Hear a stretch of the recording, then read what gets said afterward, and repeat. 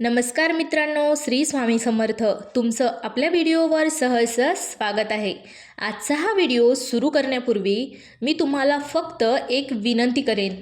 हा व्हिडिओ शेवटपर्यंत नक्की पहा, कारण आज मी जे सांगणार आहे ते केवळ गुरुपौर्णिमेबद्दल नाही, तर त्या व्यक्तीबद्दल आहे ज्याच्यामुळे आपण चालायला शिकलो, ज्याच्यामुळे आपण पडून पुन्हा उभे राहायला शिकलो, ज्याच्यामुळे अंधारातही प्रकाश शोधायला शिकलो आणि कदाचित आज आपण जिथे आहोत त्यामागे त्या एका गुरुचा हात आहे. 2026ची गुरुपौर्णिमा ही फक्त कॅलेंडरवरील एक तारीख नाही, ती स्वतःकडे पाहण्याची कृतज्ञता व्यक्त करण्याची आणि आपल्या आयुष्यातील प्रत्येक गुरुला मनापासून वंदन करण्याची सुवर्ण संधी आहे. हा व्हिडिओमध्ये शेवटच्या काही मिनिटात मी अशी एक गोष्ट सांगणार आहे जी अनेकांच्या डोळ्यात पाणी आणते, म्हणून हा व्हिडिओ शेवटपर्यंत नक्की बघा. भारतीय परंपरेत गुरुपौर्णिमेला अत्यंत महत्त्वाचे स्थान आहे. आषाढी पौर्णिमेला महर्षी वेदव्यास्य यांची जयंती मानली जाते, म्हणून या दिवसाला व्यास पौर्णिमा असेही म्हटले जाते.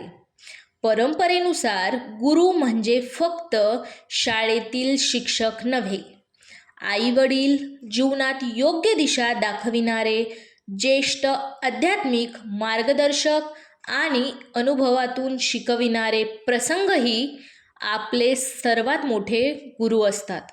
2026मधील गुरुपौर्णिमा हा अनेकांसाठी आत्मचिंतनाचा दिवस ठरू शकतो.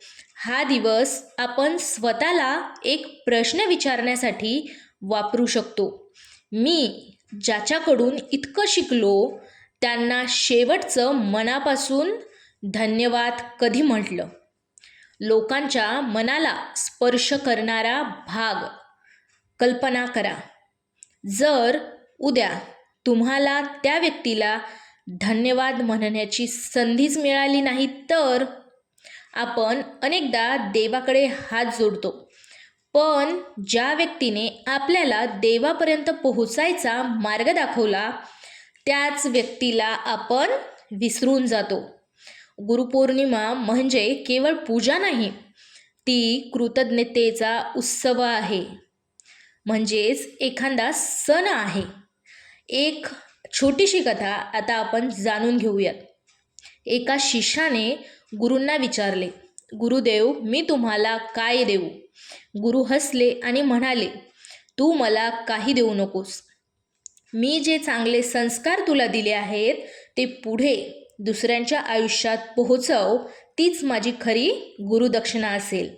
ही कथा आपल्याला सांगते की खरी गुरुदक्षिणा वस्तूमध्ये नसते, ती आपल्या वागण्यात, नम्रतेत आणि चांगल्या कर्मात असते. 2026च्या गुरुपौर्णिमेला काय करू शकता? सकाळी लवकर उठून स्नान करा. गुरु, आई वडील किंवा ज्येष्ठांना नमस्कार करा. त्यांचे दर्शन घ्या. शक्य असल्यास त्यांच्याशी प्रेमाने संवाद साधा. एखाद्या गरजू विद्यार्थ्याला वही, पुस्तक किंवा पेन दान करा. काही मिनिटे शांत बसून आपल्या जीवनातील गुरूंचे स्मरण करा. स्वामी समर्थ, गुरुदत्त, दत्तगुरू किंवा आपल्या श्रद्धेच्या देवतेंचे नामस्मरण करा. आता आपण व्हिडिओचा शेवटचा भाग जाणून घेऊयात. मित्रांनो, आजचा हा व्हिडिओ पाहिल्यानंतर फक्त एक काम करा. ज्यांनी तुम्हाला आयुष्यात काहीतरी शिकवलं आहे त्यांना फक्त एक फोन करा किंवा समोरासमोर जाऊन भेटा आणि मनापासून फक्त एकच शब्द बोला, धन्यवाद. हो, फक्त धन्यवाद. कदाचित तुमच्या त्या एका शब्दामुळे त्यांच्या डोळ्यात आनंद अश्रू येतील आणि तुमच्याही मनाला आयुष्यभरासाठी समाधान मिळेल. सर्वांना 2026च्या गुरुपौर्णिमेच्या मनपूर्वक शुभेच्छा. गुरूंचे आशीर्वाद तुमच्या जीवनात ज्ञान, संयम, समृद्धी आणि सकारात्मकतेचा प्रकाश पसरवत राहो. हीच ईश्वरचरणी प्रार्थना. श्री स्वामी समर्थ. हर हर महादेव. शिव शंभो शंकराय नमः. व्हिडिओ आवडला असेल तर लाईक करा, चॅनलला सबस्क्राईब करा.